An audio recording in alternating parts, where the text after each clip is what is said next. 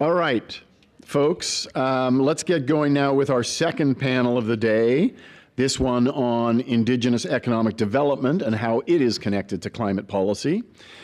An important part of reconciliation involves achieving economic balance for Indigenous Canadians.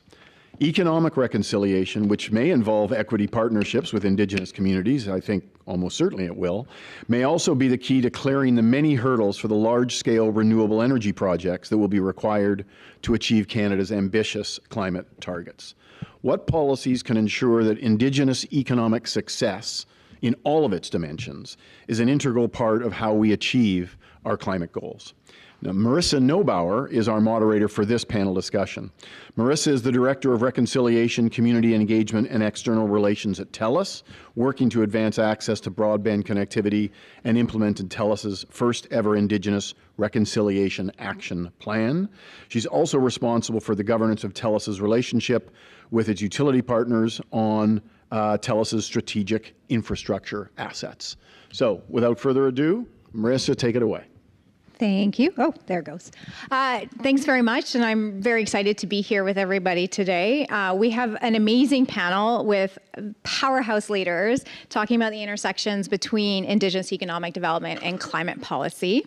A little bit about me. So he talked about who I am at work. I'm a Vancouver girl through and through, so I have webbed feet, and I love anything above 10 degrees, and this like -5-degree cold Toronto weather is really throwing me for a loop, but I'm super happy to be here today and privileged to be a guest on these territories.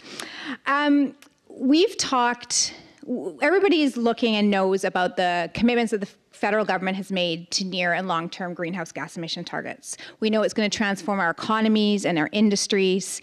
We know that there's going to be new clean energy projects coming online and an increase in global demand for critical minerals. But what we're not talking about a lot, and what I'm really excited to talk about today, is that all of these projects will happen on Indigenous lands and Indigenous territories. And that's something that we need to think about. It's something that we need to talk about. And, you know, to paraphrase the First Nations Major Projects Coalition, the key to Canada meeting our net zero commitments will be Indigenous nations. And that will be the difference between success and failure of us meeting those commitments. So I'd like to talk a little bit about this amazing group of leaders who are going to discuss the challenges and opportunities we have, in achieving our targets.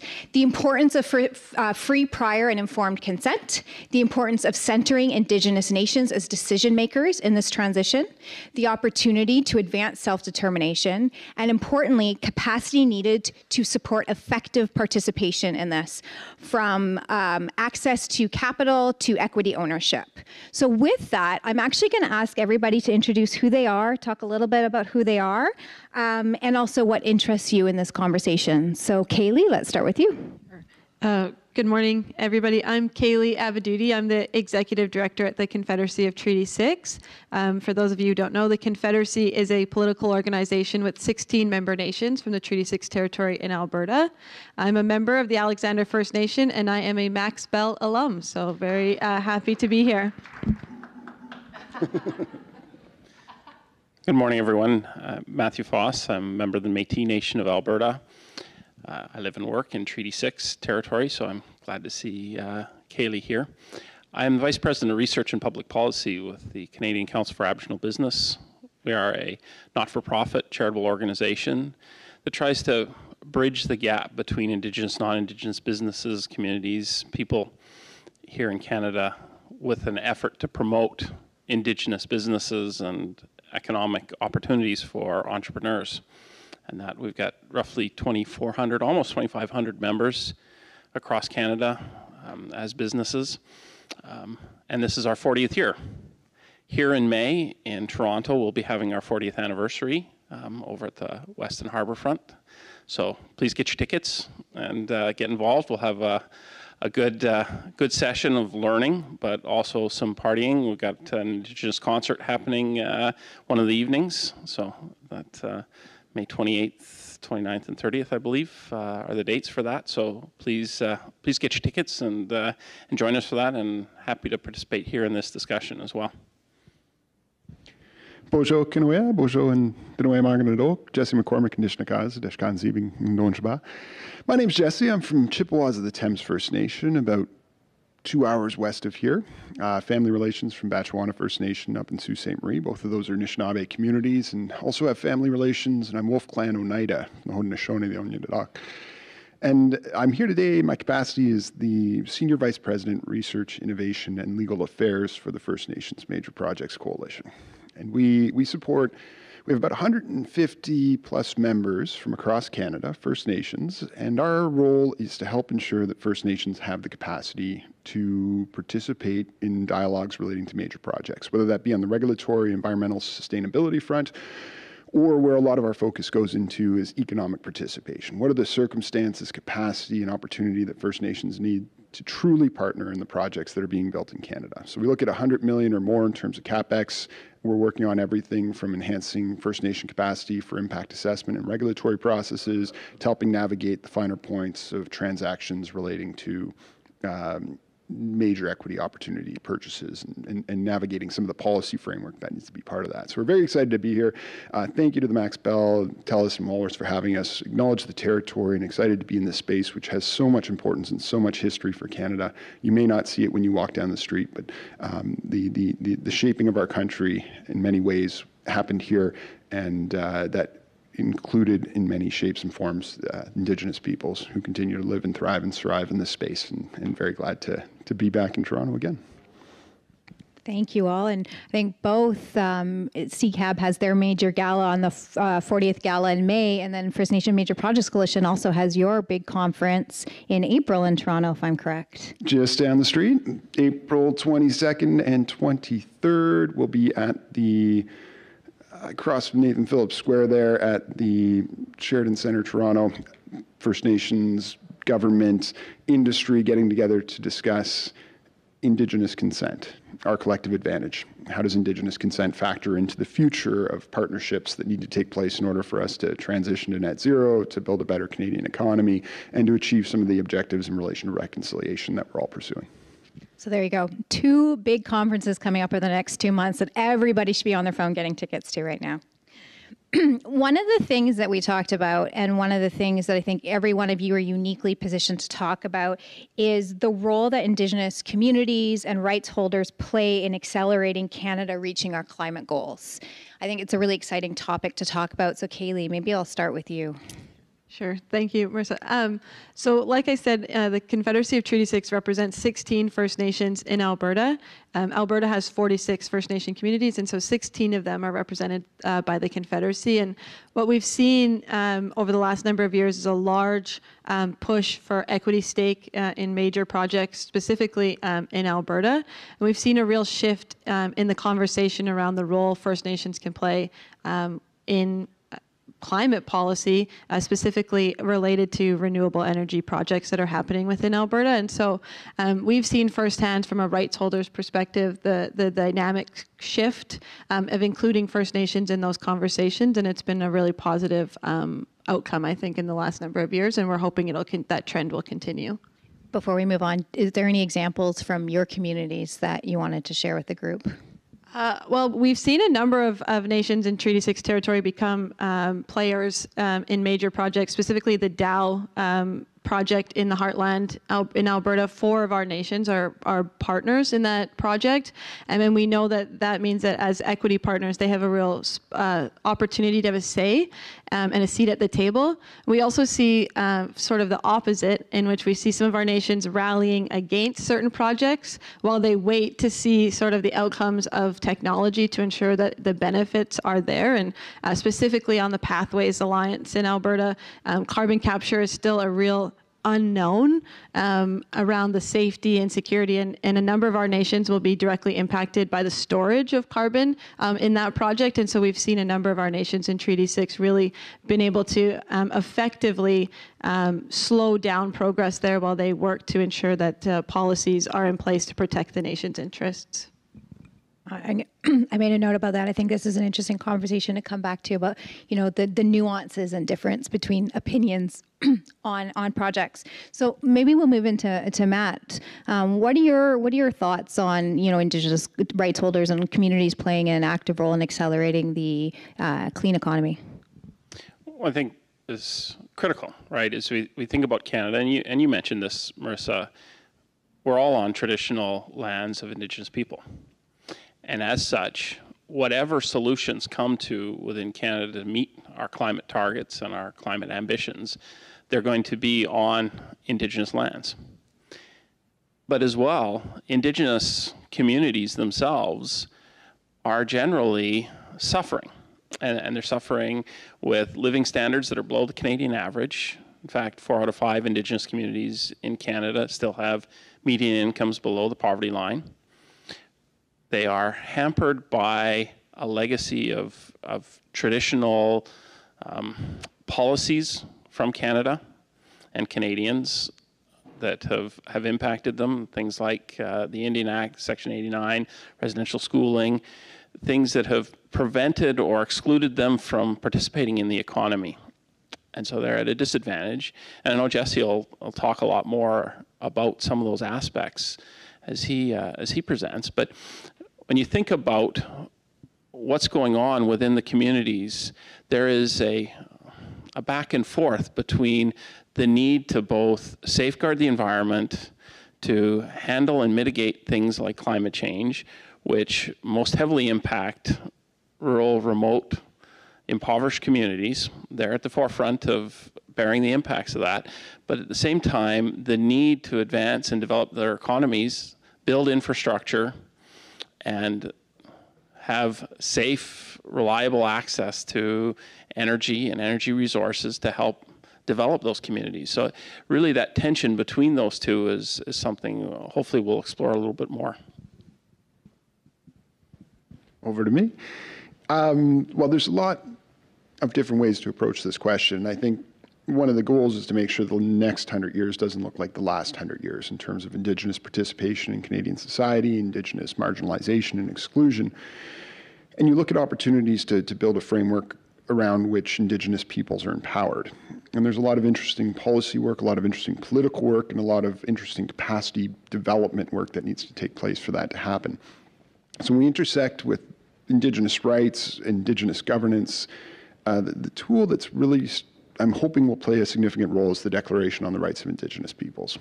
So the government of British Columbia, Northwest Territories, the government of Canada have all passed legislation to implement the Declaration on the Rights of Indigenous Peoples. And Article 3 sets out that one of the key and fundamental rights of the Declaration is the right to self-determination, the ability of Indigenous peoples to decide for themselves on the things that matter most to them. And implementing that in the context of major project development, in the context of accelerating the infrastructure build we need to get to net zero is an enormous opportunity, not only in relation to constructing the things we need to construct, but also in revisioning the structure of Canadian society. How do we build a circumstance where Indigenous peoples are not having our decisions made for us by others, are not situating the power and control over our own communities in Ottawa as opposed to in First Nations or Métis or Inuit spaces? And how do we do that in a way that accelerates business development, achieves greater investment certainty, and lets us get to a decarbonized space that is going to leave a better world for our kids? And there's an enormous amount of exciting work and collaboration and partnership that needs to happen. And I think we're optimistic at the First Nations Major Projects Coalition. There's really a lot of space, a lot of energy, a lot of focus, a lot of desire to see that happen. I think, when you look at the last 100 years and you look at the next 100 years, the collective opportunities for all of our kids are tremendous, but also the challenges are tremendous if we don't do this right. So can we continue on the theme of UNDRIP and talk a little bit about FPIC? So, I think we talked about self-determination. I think one of the big things around the implementation of UNDRIP is ensuring how do we implement appropriately free, prior, informed consent or FPIC. So In what ways are you seeing today, with, Bill C-15 and the action plan, with the DRIP action plan in British Columbia, what are we seeing, how are we seeing the principles of FPIC integrated into climate policy development processes to really ensure that meaningful participation? Or on the flip side, what are some of the challenges that you're seeing around the integration of FPIC into climate policy development? And maybe just for some fun, I'll switch it up a bit and we can start with Matt. I think this is one of those areas where we've got a broader willingness to come to the table and actually engage and have conversation, but at the same time, it's not there yet, because what we're seeing is it's predetermined a lot of times in terms of the outcomes and solutions, and so it's great to say that we'll engage with Indigenous communities and we'll bring them into the discussion around how do we get to targets or how do we get to solutions or outcomes. But what's missing is, what are those outcomes?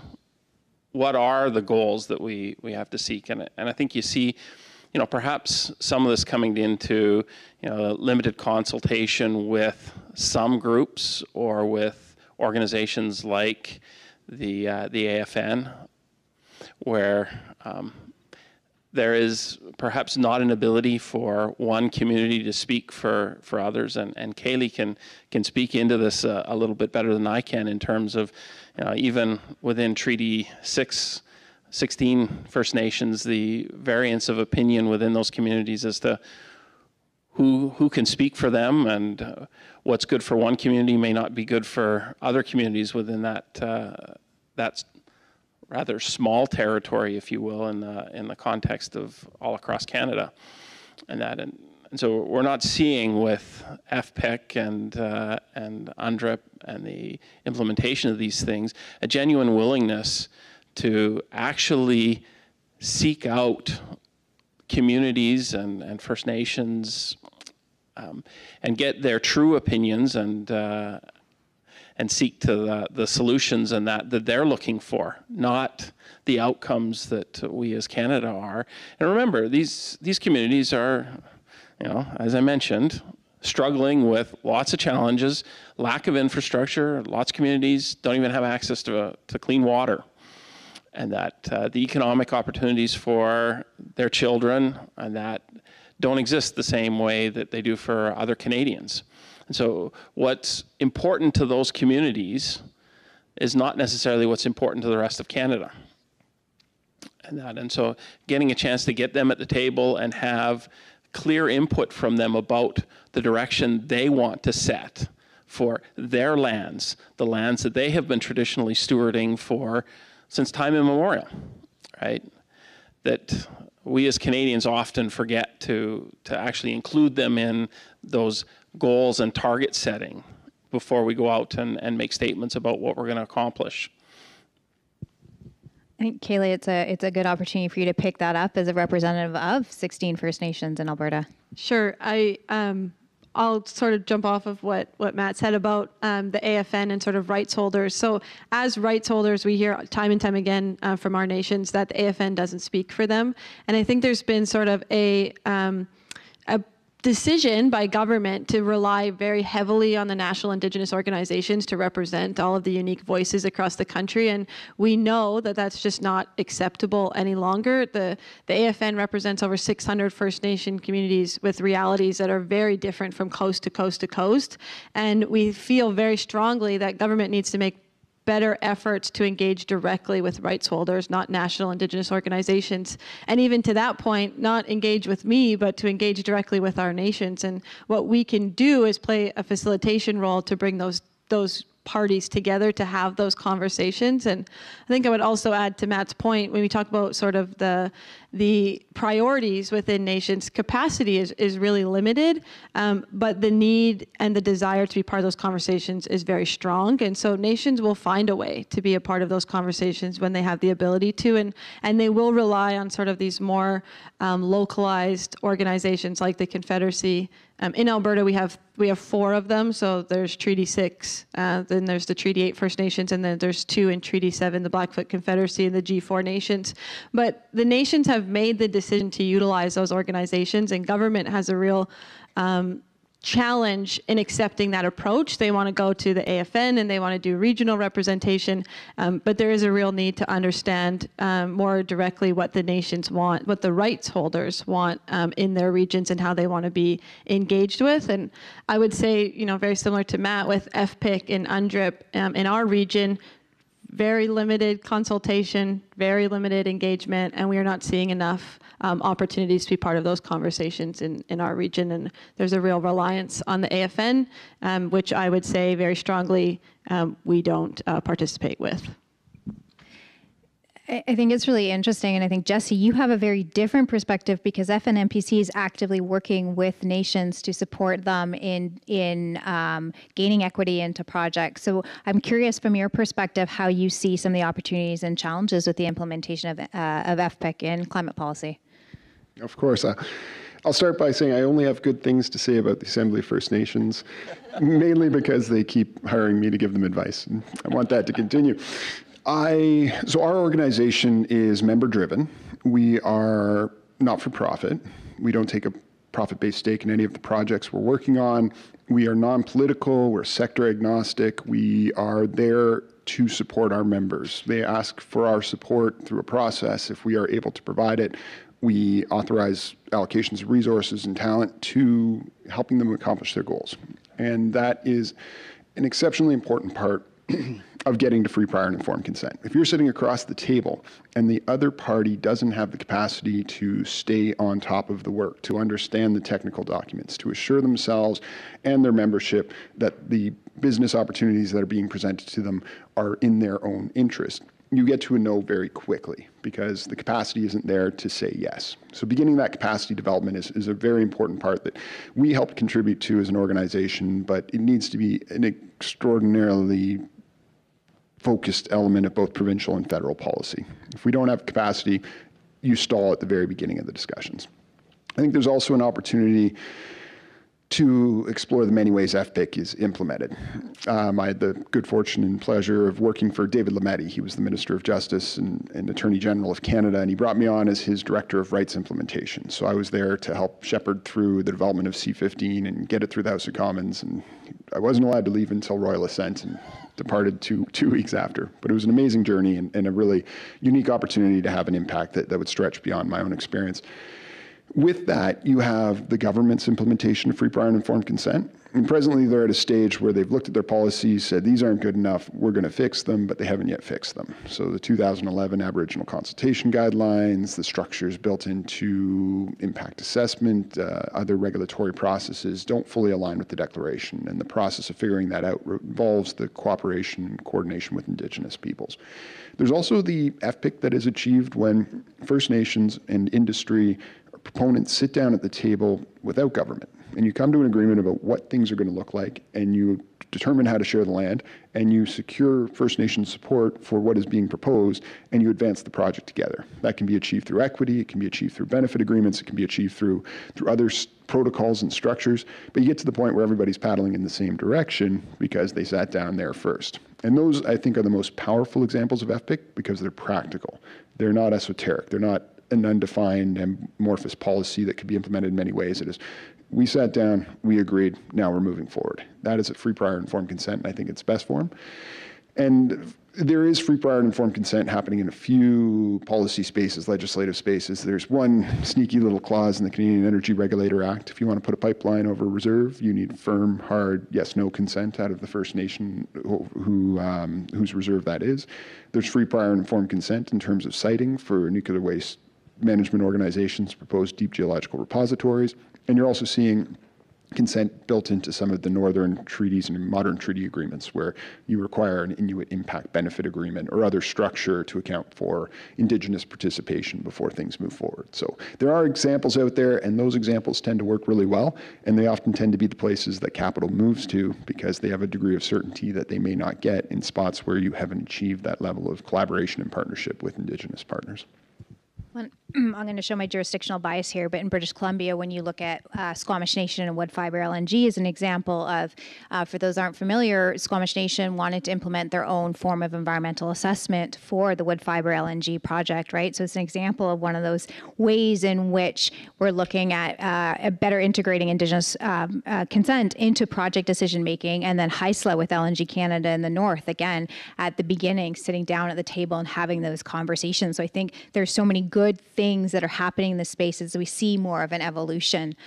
One of the things I wanted to come back to a bit, though, was the conversation, Kayli, you raised about, you know, the dichotomy or the nuances in perspectives, right? You know, I think it's really important to note that when we say Indigenous economic development, you know, we're talking about the perspectives of over 600 different First Nations, Métis communities, Inuit communities. You know, we need to really be taking a distinctions-based approach and engaging First Nations, Métis, Inuit as distinct groups and having those conversations about what it means to them.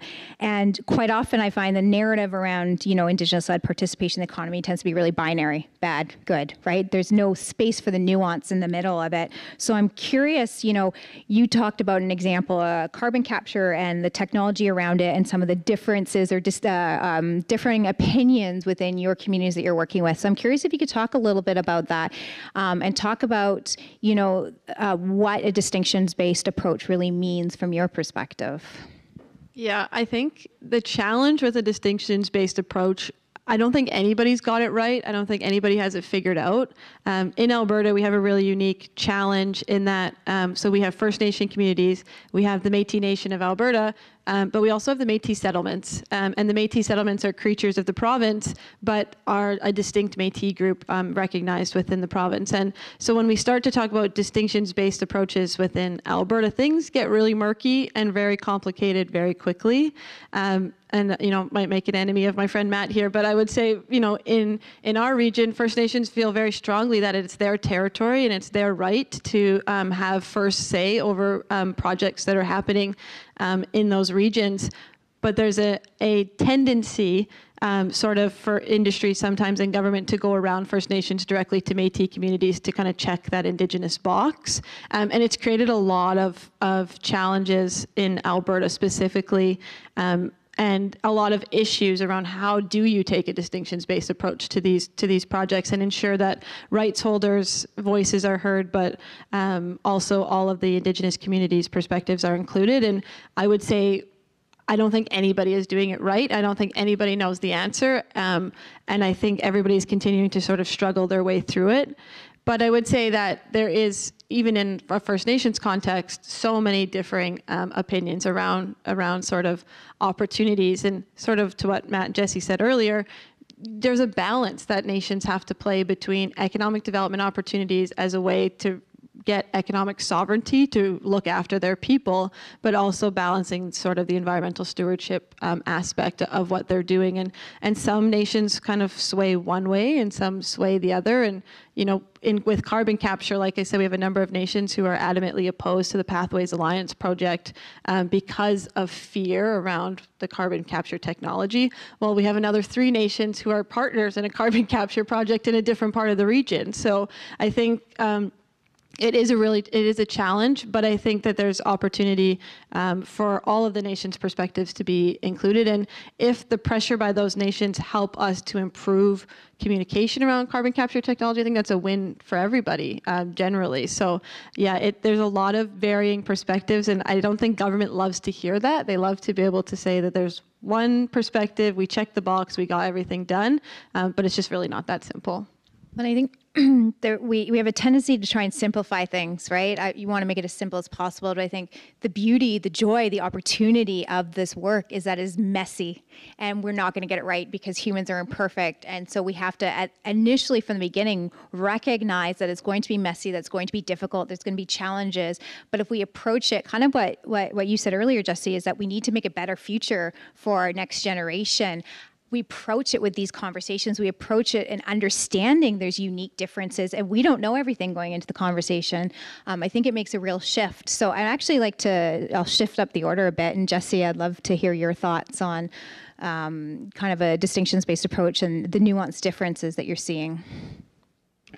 So when I hear distinctions-based approach, I hear it in the federal government context where they're talking about Inuit, Métis, and First Nations. And they've established permanent bilateral mechanisms for the cabinets to talk to Métis representatives, to Inuit representatives, to First Nation representatives.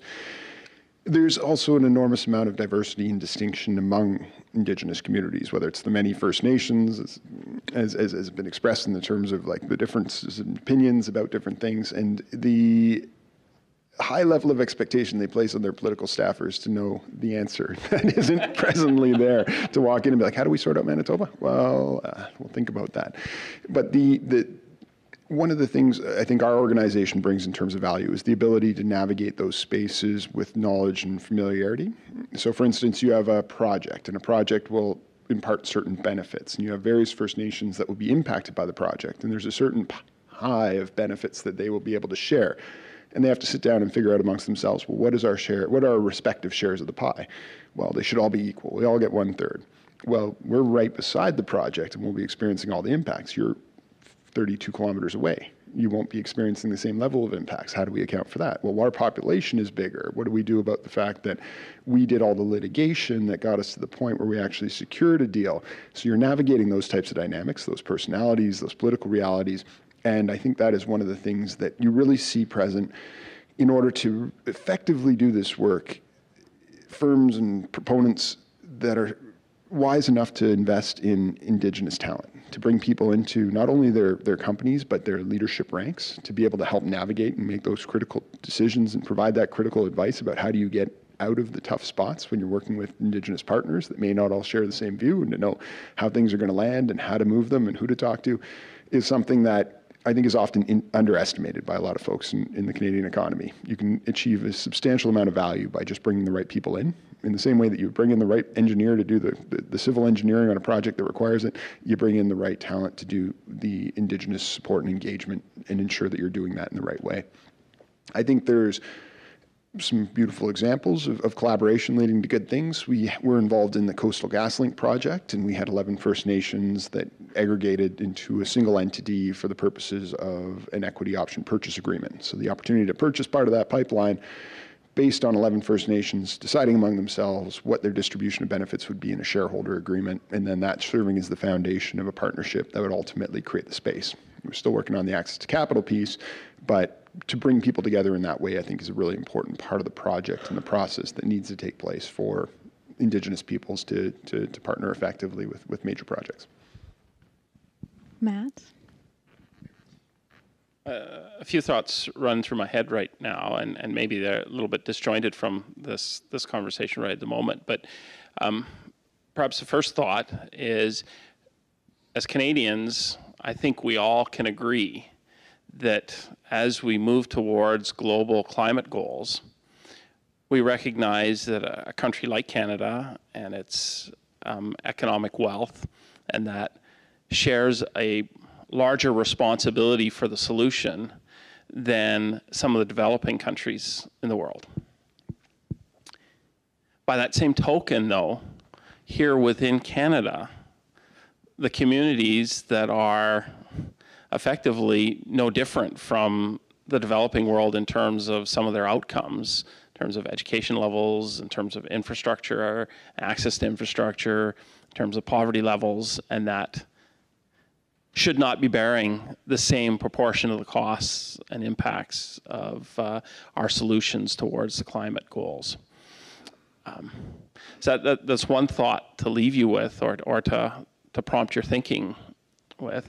Secondly, I want to come back to maybe some comments as a national Indigenous organization.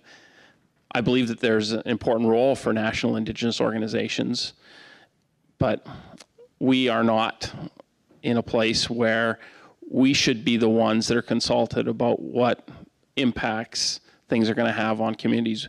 We don't give approval or consent, and it's not that I don't like the AFN, because I think the AFN is an important organization, but they don't speak for communities themselves in certain conversations. They're a convener for dialogue, just like we are, just like Jesse's organization is a convener for a lot of conversations on that. And so what's important to each of those individual communities needs to come to the forefront in these discussions and the challenges that they're dealing with.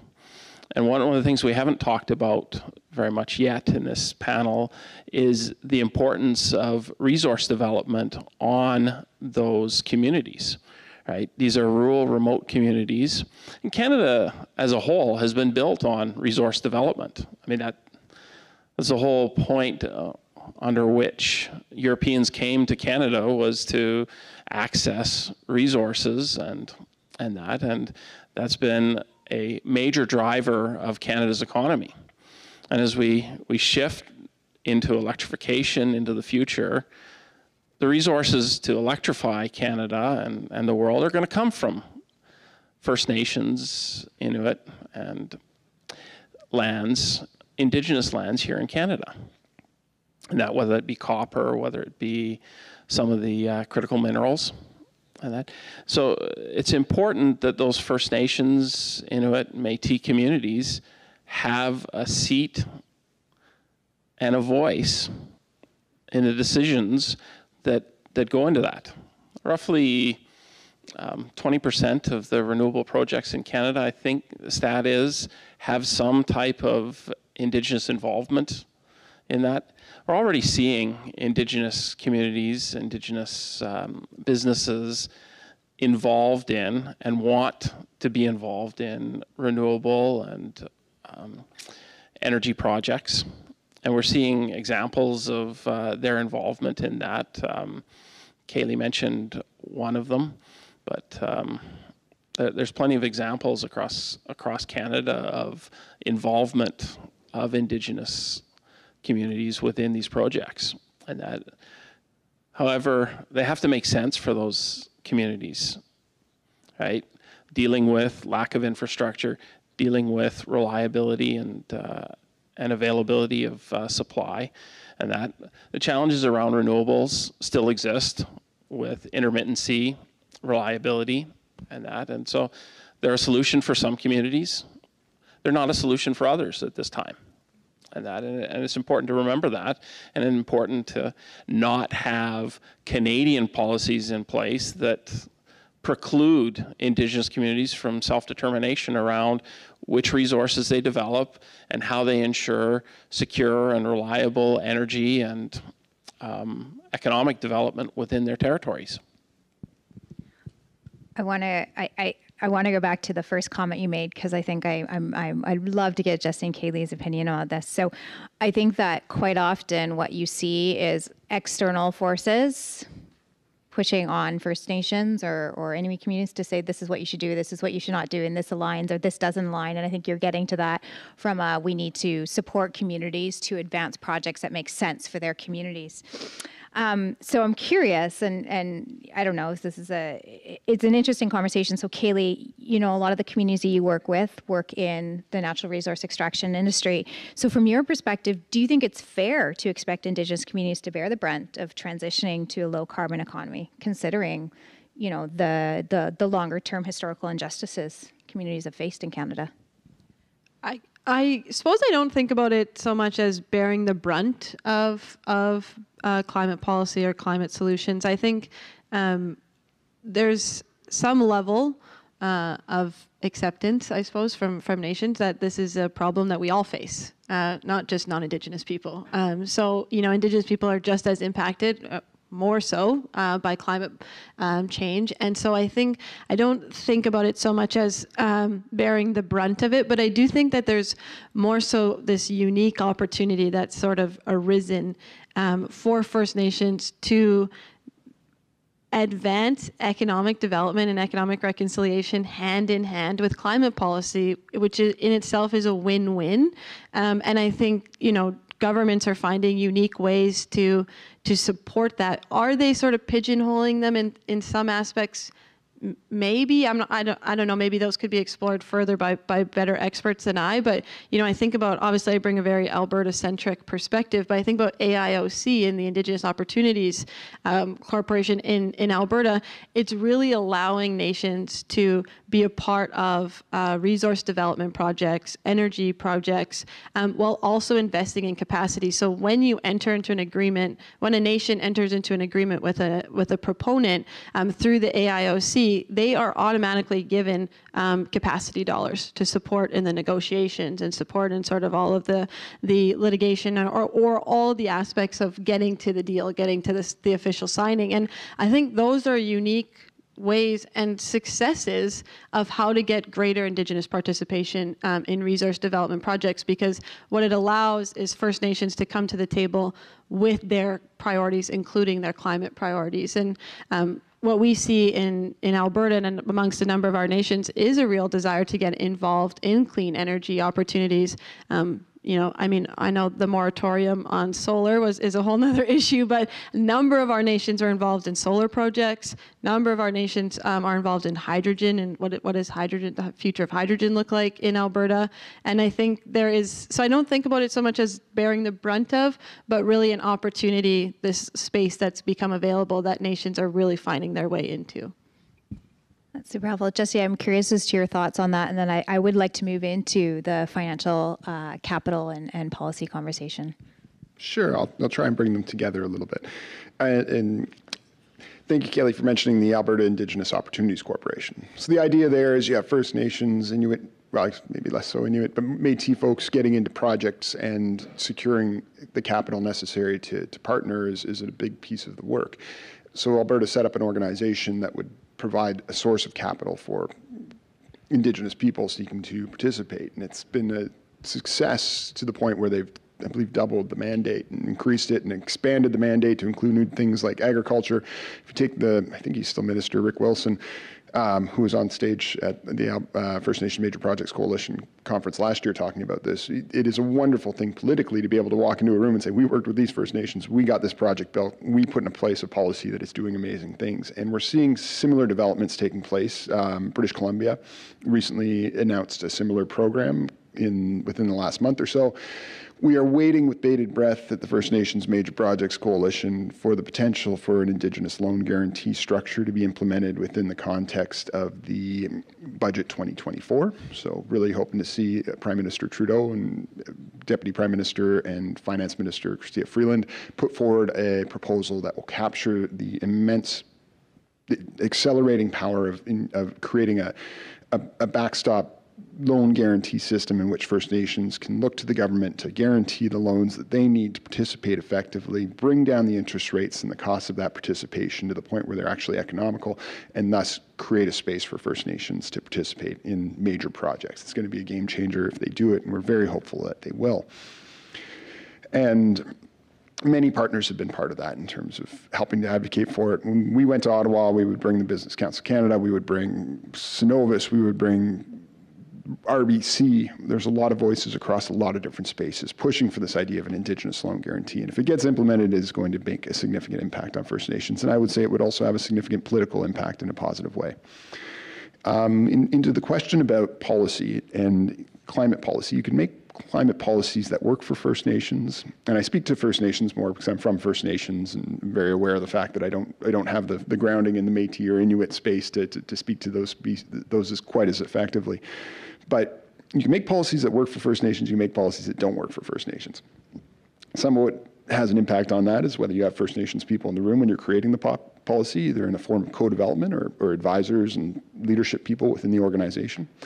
Some examples would be, I remember a debate about the carbon price. I worked for Catherine McKenna when the Honourable Catherine McKenna, when she was Minister of Environment and Climate Change. I was her Director of Policy. So as we went through a lot of the early iterations around climate policy and some of the big things you see implemented within the Trudeau government, I was around the table for some of those discussions. And one of them was in relation to Indigenous participation and the impacts of rebates and the degree to which those things would be implemented within the context of income tax returns.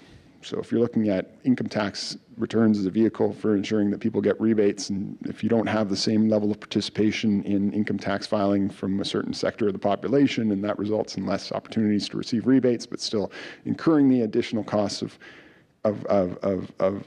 carbon pricing, you get into a space where Indigenous peoples are impacted in a differentiated way from the rest of the Canadian population. And needing to address those things is one, a factor in listening, a factor in carefully considering, a factor in who's in the room and how you decide, but also largely a product of to what degree are Indigenous peoples empowered within those systems and frameworks.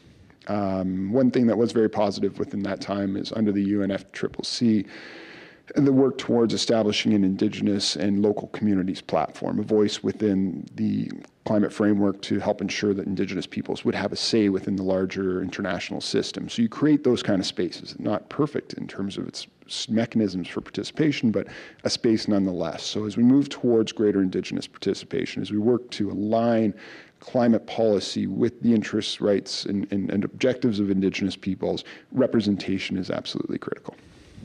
Sorry, Marissa, just to jump off, Jesse, on the carbon pricing, another aspect of carbon pricing is a percentage of it is returned back to First Nation communities, First Nation, Métis, and Inuit communities, at least in our region in Alberta. So, I mean, Treasury Board is a fun endeavor, but hopefully soon we will see those dollars flowing directly to the region as a result of carbon pricing. And it enables the nations to sort of make decisions around investment in climate policy options, which is, I think, kind of an exciting opportunity as a result of the carbon pricing. I think, we're both talking about, there's systemic challenges and historic barriers that have prevented Indigenous communities from accessing capital, right? And we're talking about new ways to provide access to capital. So how do we ensure the financial capital is accessible and adequate for Indigenous communities to enter into actual genuine equity partnerships, right? So you've talked about the Indigenous Loan Guarantee. We've talked about Alberta Investment Opportunity Corp. What else exists? What other policies need to be co-developed with communities to ensure more equitable access to capital? And maybe I'll turn it over to Matt.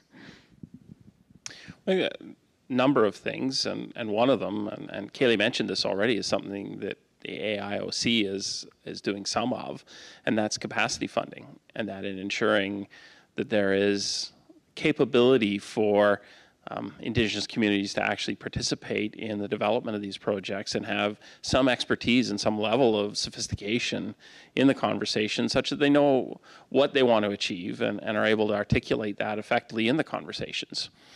A second aspect of it, and the loan guarantees are great and wonderful, but oftentimes there's an initial need for equity to even get into that place. And because communities are stuck in a situation where they can't offer their lands and properties as securitization for these, have trouble getting insurance, and that for these same reasons, the challenge of, well, how do you actually get equity? And First Nations as Indigenous people within Canada largely being excluded from economic participation, don't have intergenerational wealth. We're actually just starting to see in this generation the first development of that starting to happen, such that there is an ability to participate and savings that are starting to exist, such that future generations are going to be able to be in a better position going forward. But this lack of initial equity to bring in, many of the communities themselves are stuck into loans and loan repayments, such that the actual value of the project to the community takes many years before they actually start to see true meaningful benefits start to develop from it. Of course, they're still interested in participating because what else do they do? But it's a little bit of a challenge and rock and a hard place for these communities and that participate. aspect of developing their own Indigenous corporations, and especially economic development corporations that can participate in these projects is a critical aspect for getting better participation. And that procurement set-asides within projects and that are being developed such that Indigenous entrepreneurs and that within the communities actually have an ability to participate in the project in multiple ways, not just from an ownership perspective of these projects, which is important, but also from an ability to establish the backward and forward linkages in the supply chain that help grow an economy and create opportunities going forward. I'm curious, actually, Jesse, if we can pick up the thread around that. You know, how do we advance the ability to access equity today, right? So that it's not 20, 30, 40 years from now that communities are actually able to gain equity today. What do we need to be doing collectively, of government, as business, as industry, as banking, to support this? I think I'll talk to my parents and tell them I need some intergenerational wealth to get me going. The snowball, essentially, that Matt's talking about, this idea that if you started with less and now you're trying to get to a spot where you can leverage that balance sheet to invest in something and you don't have the balance sheet to start from, is a very tricky position to be in from an investment perspective. If you walk into private equity, they'll consider you concessional because they can invest elsewhere and make a greater return. You have Section 89 of the Indian Act, which prohibits the collateralization of Indigenous or Indian assets under the Indian Act. And that limits the ability to take what you have in order to turn it into investment opportunities. Loan guarantees are an important part of it, but it usually will take some form of crowding in. That may be looking to the proponent to leverage some of their balance sheet to help support things. It may be securing access to funds that have rolled through some form of litigation or settlement agreement. You may be looking to direct grant investments from government in the same way that investments can be made directly in corporate interests. You can do that with Indigenous participation interests. And then the loan guarantees are part of that puzzle. So it's many pieces. If we look to the United States, you've seen a pretty significant shift in Indigenous wealth or tribal wealth associated with the ability to control gaming. So through gaming, you've had some significant economic development opportunities as well as tourism built around that, which has brought money into the First Nation or tribal coffers that they can then use to invest in other things.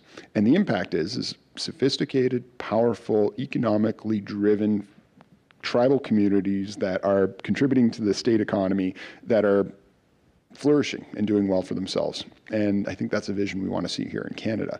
So how do we foster that? There's a lot of pieces to that puzzle. Centralizing decision-making with Indigenous communities, I think, is critical to it. And I think we also face an interesting space in terms of navigating the differentiated capacity of First Nations. So some First Nations have been through 2 or 3 deals, and they know what it's like, and they know who to call, and they know how to work through it. They know what the considerations will be and how to navigate their community's interests.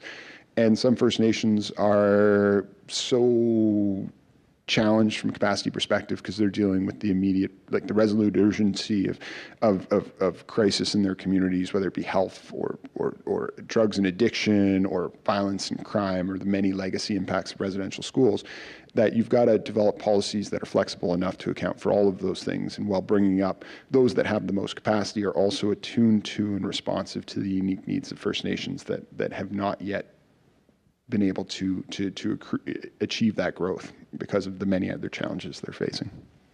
Just to pick up on that, you mentioned some of the Native American tribes and that have done quite well off of gaming, but another example is the Alaska Native Development Corporations that were essentially established based on the resource wealth that was coming out of Alaska that helped propel and advance them through government settlements there to actually capitalize these nations and that. And you think about Canada and that roughly 20% of our gross domestic product is tied up in resource development, all happening on Indigenous lands.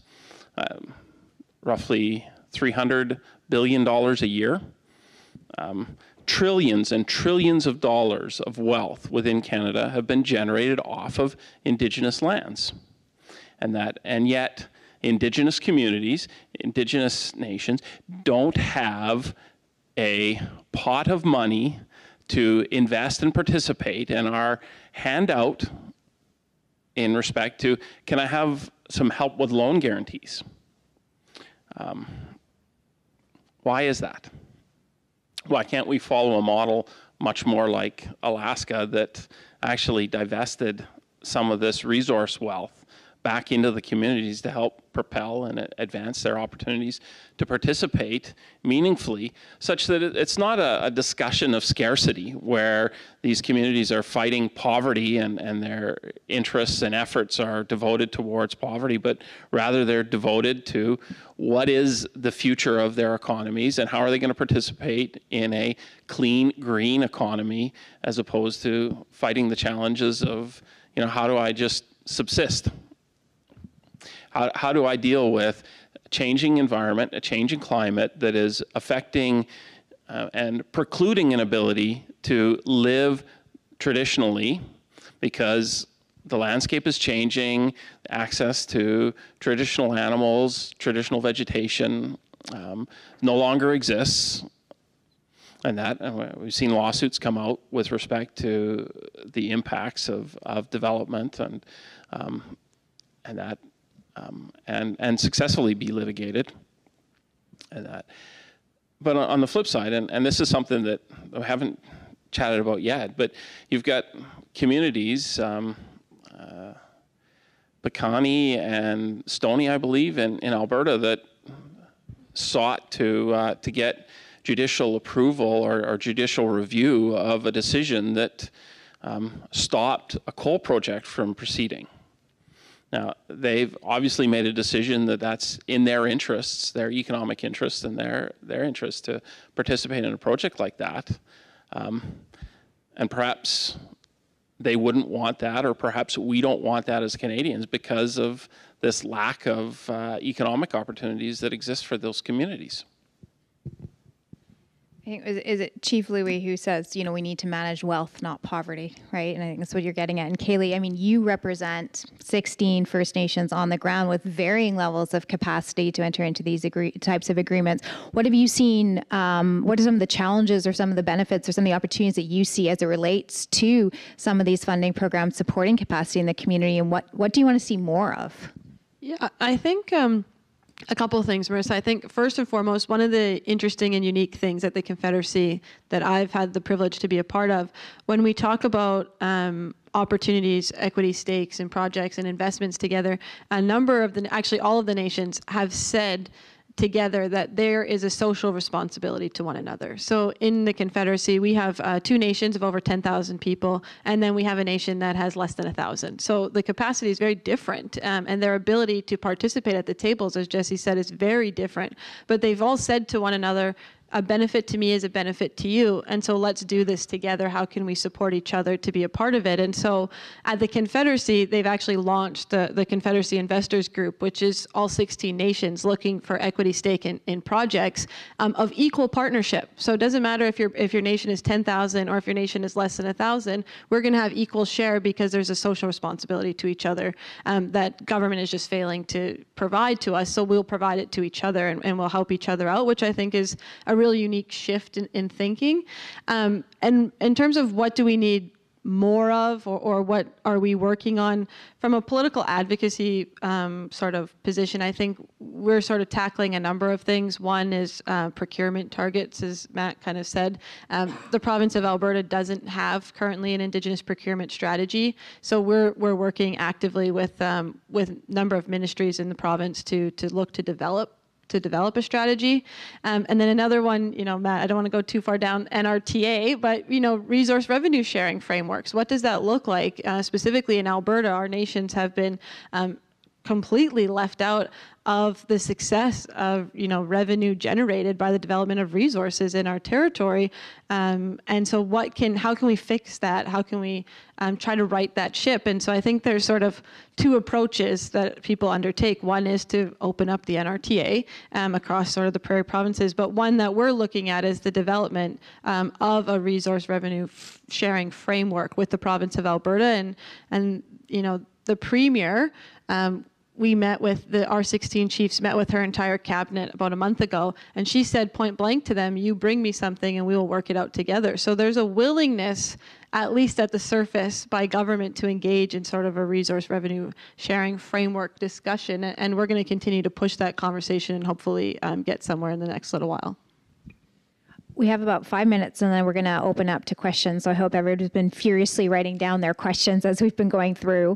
I want to come back to a comment that was made earlier by Matt or Jesse around how do we actually measure and evaluate the success of policies aimed at advancing Indigenous economic outcomes in the context of renewable energy, right? Like we have this idea of, carbon, we have these goals around carbon emissions and net zero economy, but how do we actually measure and evaluate that success in community, right? What do you think about it? How do you think about it from your perspective? And maybe I will go to you first, Jesse.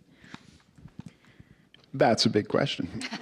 The opportunities to apply metrics depend largely on what it is you're seeking to measure. So you look to Statistics Canada, they will measure certain levels of business participation, they'll measure labor force participation. You can lean that into climate-specific areas and secure data that in that manner. You can do work to evaluate the quantum of participation, the degree to which First Nations are securing benefits from participation. But one of the challenges is a lot of this work is commercially sensitive or is conducted under non-disclosure agreements, the terms and conditions that companies are engaging in dialogues with First Nations. If they're big companies, if they're linear infrastructure, if they're engaged with multiple First Nations, they're not always wanting to have all of the details of the negotiations out in the street. So you end up in a spot where some of the information's behind closed doors and you can't access it for the public purpose of identifying and evaluating. So I think there's opportunities to improve on the work of data collection, disaggregated data,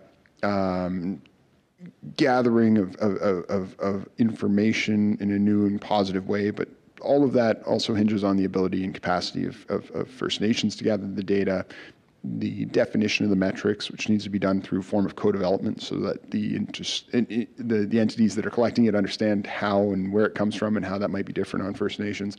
And then ultimately, a shared understanding of what the data is hoping to achieve. Like, why are you gathering this data and what is the end objective? Is it to complete academic study? Is it to serve a purpose within community? If it's to serve a purpose within community, the community needs to be part of defining that objective. So many different perspectives to what success looks like. Kayli, I'm curious, what would your perspective be on what success looks like and what you would like to see evaluated and measured? Yeah, I don't know that I could add much more than what Jesse said. I think that there is a real data collection challenge that needs to be improved upon generally. And I think one of the things that we face in our nations is specifically is climate policy sort of is applied through a siloed approach across government, agriculture and all these different departments. And from a capacity perspective, our nations just don't have the ability to be able to follow along with all of those things. And so we're actively engaged right now with the federal government. They're looking to develop an Indigenous climate strategy. And one of the things we've heard at a number of the meetings we've participated in from across nations from across the country is this idea that we don't even know what's out there. Because it's such a siloed approach. So we're working with CIRNA, so Crown Indigenous Relations, and they can't answer any of the questions around climate policy because they're not engaged in it. So it's sort of like, well, who are the right people to be at the table? And so I think there's still some work to be done in trying to get rid of some of the silos that exist out there around climate policy and Indigenous participation in climate policy. I've never heard of silos in government or corporations, so... Matt, CCAB does a lot of work around measuring and evaluation. What are your thoughts? Well, I think, first of all, largely the question's misdirected because I think before we talk about Indigenous involvement in climate and getting to climate solutions there. We've got to bring them into a place where they're in full participation in the Canadian economy and I think measuring those outcomes is probably first and foremost a primacy.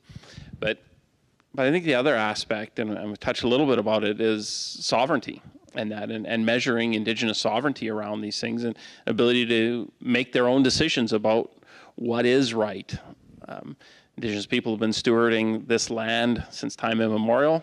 They're the ones that are, if you empower these communities to make decisions in the interests of their communities, they're going to do the right thing for the environment because they've been looking after it forever and will continue to look after it forever.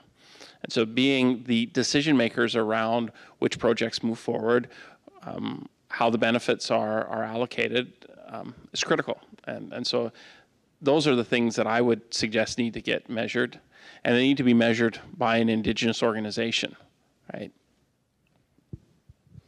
I think when we come back to the consistent themes of this conversation, it's about sovereignty and self-determination and ensuring that capacity and there's financial capacity, but also capacity to support participation to achieve that self-determination. So I have a little sign over there that says Q&A.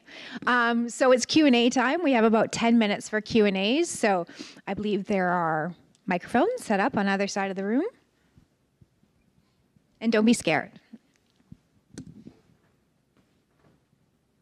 Hi, good morning. My name is Shatha Clavering, and I am the Executive Director of Climate Positive Energy at the University of Toronto. I have so many questions, but I'm going to limit them to two. So the first one is my husband. He works for Environment and Climate Change Canada, and before that he was working with the Environmental Impact Assessment Agency. So he does lots of these major projects, environmental impact analysis on them. And when I see what he does and all the scientists and experts that come and discuss anything from, soil to fisheries to the impact on animals and squirrels and trees for that project. And then he travels to First Nations and meet with First Nations representing the Crown to discuss the impact of these environmental impacts of the project to get some consultation. So is that considered enough in your point of view? And what are you seeking when you talk about environmental impact assessment? So that was the question, the first question. The second question is about me and my job. You guys are making it so difficult for me because we want to engage with Indigenous communities. And whenever I try to speak to someone, we cannot speak to them because it's like, oh, it's a matter of trust. So you don't know me, you've never spoken to me, so how did you decide that it's a matter of trust between us? I know there is a long history, and I know there is lots of organizations that would like to speak with Indigenous people, and it becomes overwhelming, and they have to pick and choose, etc. And because of bad history of people trying to check the box, yeah, we did Indigenous consultation, or we spoke with Indigenous people.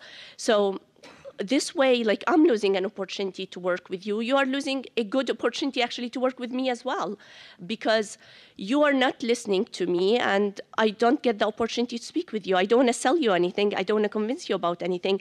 I just want to have half an hour conversation between us and see if we can establish a little bit of understanding rather than trust. So I would like to hear your thoughts and also get some advice from you about that. Thank you.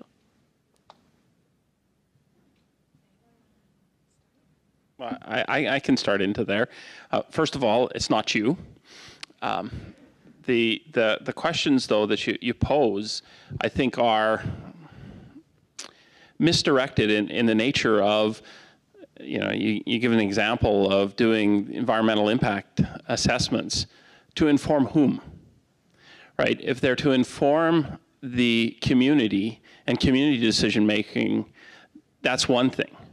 But oftentimes these are done in a way to inform other processes and other decision making. And so that's where some of that lack of trust flows into of, well, you're collecting information about us and about our communities and about our environment. and then you're using that into making decisions where we don't have a seat at the table for the decision making. So that becomes a big challenge for the inclusion, and so it's I would say those aspects, and the second aspect of you coming to communities to participate and want to engage, and that's great, wonderful, but are you doing it because of your interests or because of the community's interests? And so I think those aspects, and maybe you are for the right reason coming and participating, but I would check that there are so many other examples where it's not being done in the spirit of how does this serve the community and the community sovereignty as a starting point. I love the question about, is my husband doing enough? Yeah, when I worked for the Honourable Captain McKenna, I was deeply involved. I started as her Director of Regulatory Affairs and Indigenous Relations. So I got to advise on the Fisheries Act and the wastewater effluent regulations and the Canadian Environmental Assessment Act and the development of the Impact Assessment Act. So I was in and around a lot of these spaces, including on the ground at projects with the good folks from the Canadian Environmental Assessment Agency of Canada, now Impact Assessment Agency of Canada. And it's a wonderful culture and a wonderful group of people doing their best to evaluate and work with people to understand the impacts of major projects and how they will impact Canadians so that they can stop and say, this is a good idea or a bad idea. And that work is critical. But it's conducted within a broad framework and an apparatus. And the First Nations Major Projects Coalition intervened. You may be aware that the Impact Assessment Act was found to be unconstitutional in a recent opinion from the Supreme Court of Canada. So we're expecting to see some updates in terms of amendments probably in the budget. And the First Nations Major Projects Coalition intervened in litigation before the Supreme Court, and I was counsel on it and got to make the submissions. And the dialogues around how do we integrate major project assessment decision-making into the needs of business and in creating an investment climate in Canada that really works is a complex space that has a ton of varied interests. Inuit, Métis, First Nations, mining, oil and gas, provinces, territories. It is an enormous undertaking to try and bring those things together in a way that works. And I think that the work that's being done at the staff level to evaluate projects is being done earnestly and being done well. I think there were major challenges in terms of science capacity leading into the current government that were addressed to some degree, and having that capacity in government helps things to move at the speed of business, because if you only have one fish biologist and need three fish biologists or three projects need fish biologists, if you don't have that capacity, you slow things down. So to your question of, is it sufficient? I think the work that's being done by the individuals working in organizations like Environment Canada and Climate Change and the Impact Assessment Agency of Canada is diligent and focused and being done with vigor and the proper intention. The framework itself needs to create more space for Indigenous participation and Indigenous decision-making, and it also needs to find efficiencies that will help to ensure that we get the things we need to get built faster, but in a sustainable way. So when we're evaluating climate impacts, when we're evaluating impacts on biophysical interests, the mechanisms and the tools are there, but how do we do that in a way that reflects the need to ensure that capital is moving into the Canadian economy? And I think that's a multifaceted discussion. And stay tuned, because there will be much, much more of that dialogue in the years to come. There's not been achieved a consensus in Canadian society about how you do that, and that is going to continue to be a challenge, and the degree to which there's uncertainty will continue to be a challenge for investing, in inviting investment into the Canadian economy. So if we can get this right, we could do a great deal of good for the growth of the Canadian economy. And briefly on the question of how do you build trust, my best and most frequent advice is to look internal first. Who is it that is within your office that may already have that trust? And if you don't have that person, where can you find them? Who can you bring in as part of your staff, as part of your leadership, that can walk into those spaces with the immediate credibility to begin the conversation from a position of trust is much better than trying to walk into those spaces as an unknown. You can do it, but you're going to do it much faster if you've got the right person at your table.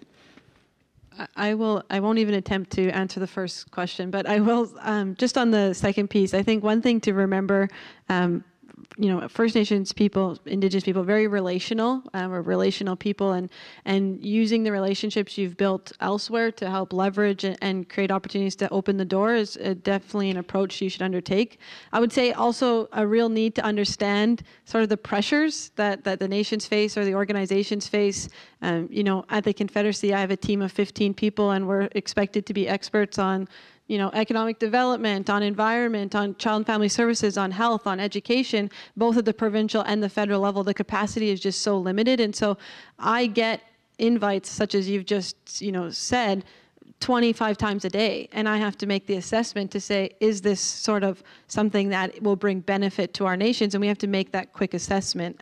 So I would encourage you to frame your requests in a way that sort of show the benefit or demonstrate the benefit or the outcome that will come to the nations, because there might be more of an interest. But I would just keep trying and building relationships, because I certainly know that if somebody is referred to me by somebody I have a relationship with, I'm more likely to say yes to their request than some unknown who has sort of cold called, emailed me and a request to meet my chiefs. I think the other thing to add to that, in addition to the consultation fatigue, and is that good intentions are not enough. Like, I think that's a really important thing to remember. We all have, I like to assume that everybody in this room has really good intentions, but the good intentions aren't enough. We need to really understand what are the underlying motivations, why are we doing it, and we need to understand that any conversation we enter into, or relationship we enter into, needs to be reciprocal. It can't be all about us taking. It needs to be reciprocal. How do we build a reciprocal relation where there's benefits collectively and not just one-sided? So I think those are some things for people to think about if they are looking to engage, in addition to the great feedback provided by Kayli, Matt, and Jesse. This is from our live stream audience. Senator Rosa Galvez brought forward Bill S-243, a bill to align Canada's financial institutions with its climate goals. If this bill becomes law, First Nations will benefit. Can someone on the panel comment on this?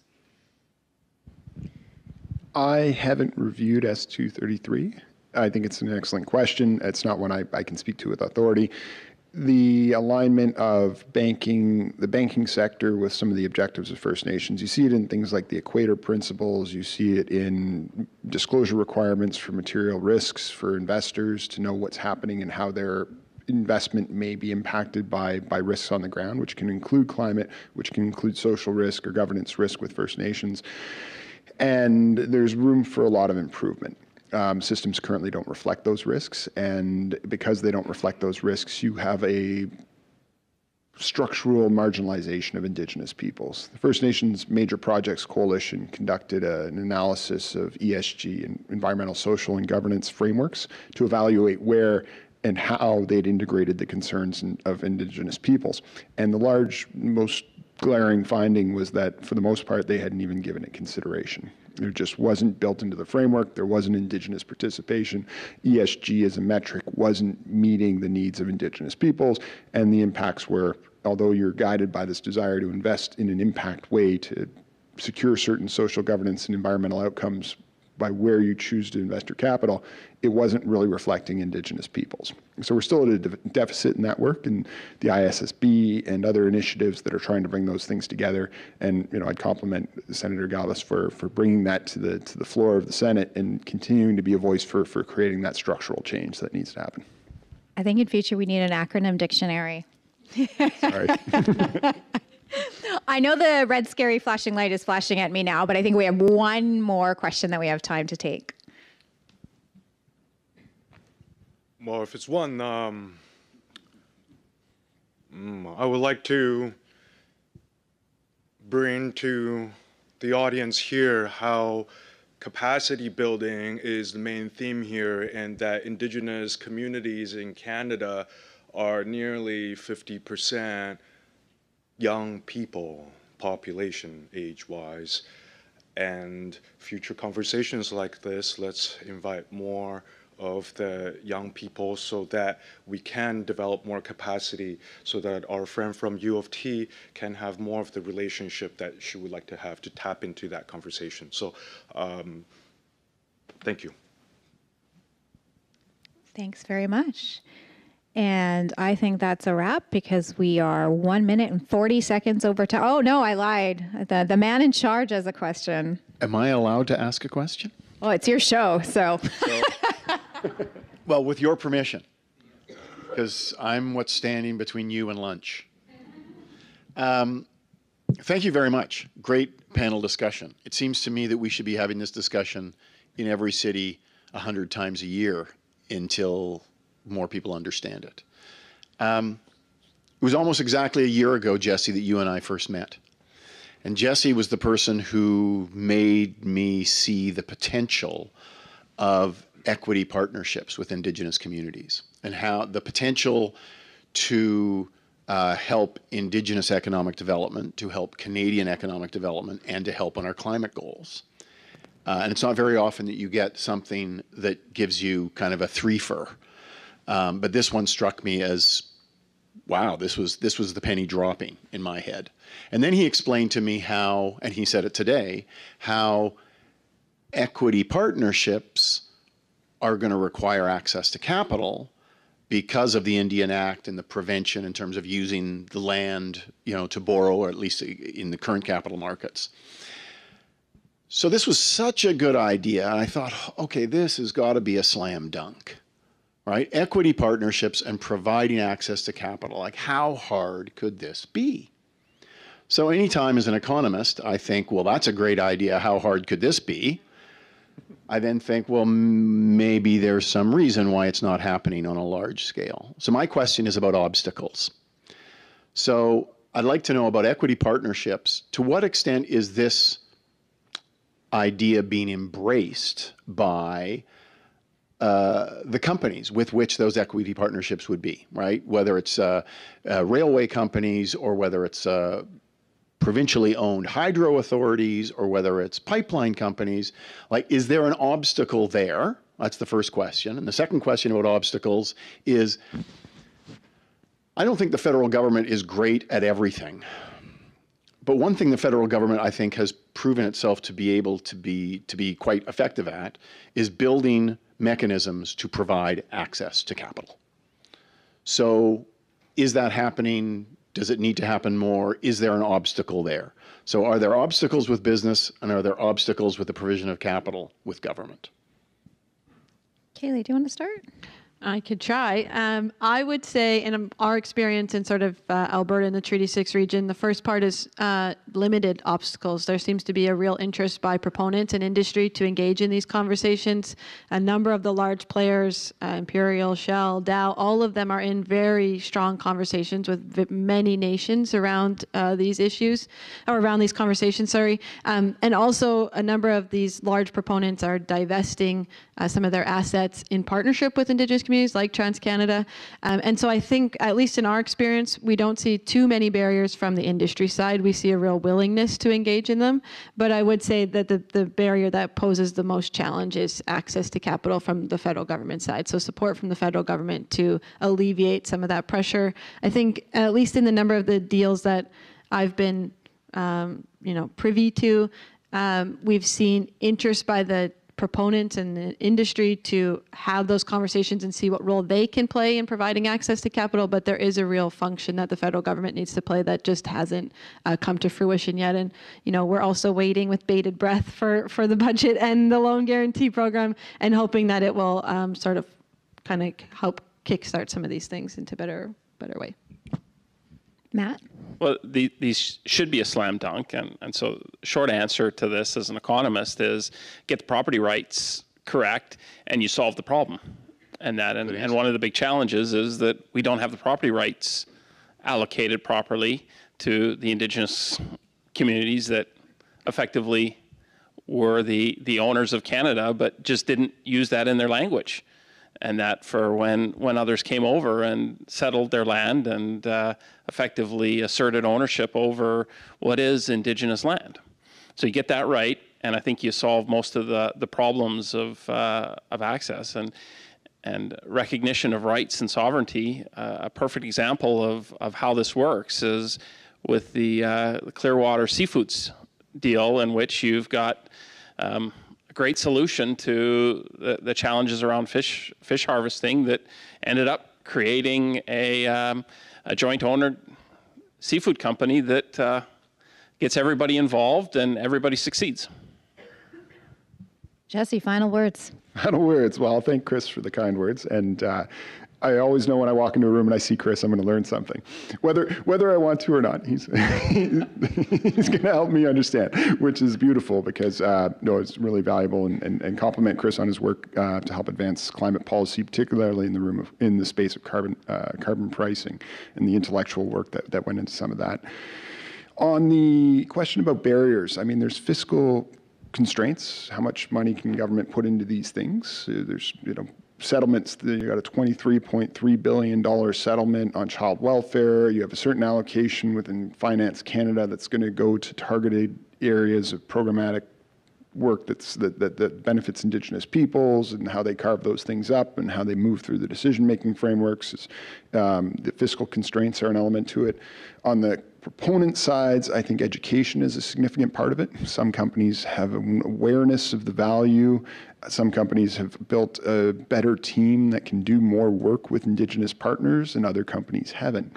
Some companies have taken the lead. We have one member, the North Shore Mi'kmaq District Council. They're out in Nova Scotia, and they've recently entered into equity partnerships with two small modular reactor companies, Moltex and Arc Resources. These are companies that are developing the actual technology that will be owned and operated by another company or another entity such as New Brunswick Power. But to get on board at the technology level is enormous, to be engaging in those pieces, and it demonstrates a foresight and innovation on the part of those technology companies to create for First Nations to participate. And you're seeing the learning curve increase. And I think it's because when you look at the alternative, when you look at the northern gateways of the world, when you look at the conflict that has held up major project investments in Canada, and you think about the litigation, the regulatory risk, the ability of First Nations to help shape the public views of particular projects and investments, the investment is really worth it, especially when you're working with a loan guarantee structure, because the loan guarantee structure is guaranteeing. It's not a grant. It's not pulling the money out of the coffers of government. It is creating an opportunity to backstop, to limit the risks, to lower the interest rates, to get the project built. So, and it's a good use of Canadian fiscal power, because these loans, these loan guarantees won't go forward without a significant amount of due diligence. They will do the work to make sure that it is a good investment of Canadian tax dollars. Then with that confidence, we'll be able to invest in Indigenous-led projects, and that's going to accelerate. It's going to bring people together. It's going to help to foster reconciliation, and it's going to create space for new innovation and new partnerships. And I think that's going to be a very positive part of what we see in the years to come. I think fundamentally what we've talked about for the last 75 minutes is that there is no excuse not to be doing it in 2024. Collectively, as government, as industry, we need to be investing in the reciprocal relationships. We need to be investing in sitting down at the beginning stages with communities, understanding how to work together, understanding wants and needs and opportunities. We cannot wait until the end. And this is only going to become more and more a part and Main Street and embedded across all of our businesses and all of our policies. So I just want to be a thank you. I've learned so much from the three of you today. So big round of applause for our fantastic panelists.